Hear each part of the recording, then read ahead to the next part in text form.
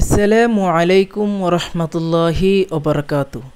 প্রিয় দর্শক, আজকে আমরা আলোচনা করব জুমার দিনে ফজরের নামাজ জামাতের সাথে আদায় করার ফজিলত।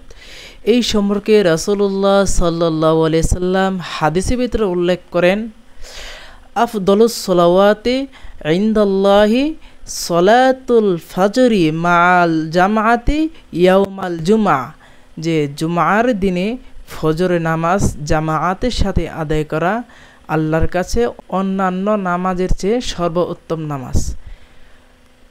আমরা এই হাদিস দ্বারা যে শিখতে পারলাম, জুমার দিনে ফজরের নামাজ জামাআতের সাথে পড়ার গুরুত্ব রয়েছে। আমাদের উচিত জুমার দিনে ফজর নামাজকে জামাআতের সাথে পড়া। ইহুদিদের মূলনীতির ভিতরে আছে, যেদিন ফজর ও জুমার নামাজে মুসল্লি এক হবে মুসলমানদের, সেদিন পুরো দুনিয়ার রাজত্ব মুসলমানদের সাথে থাকবে।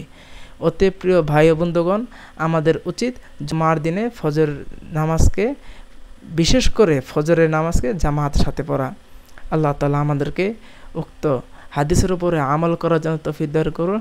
ভিডিওটি ভালো লাগলে অবশ্যই লাইক, কমেন্ট, শেয়ার, সাবস্ক্রাইব করবেন, সাথে আমাদের সাথে পাশে থাকবেন। আসসালামু আলাইকুম ওয়া রাহমাতুল্লাহি ওয়া বারাকাতুহু।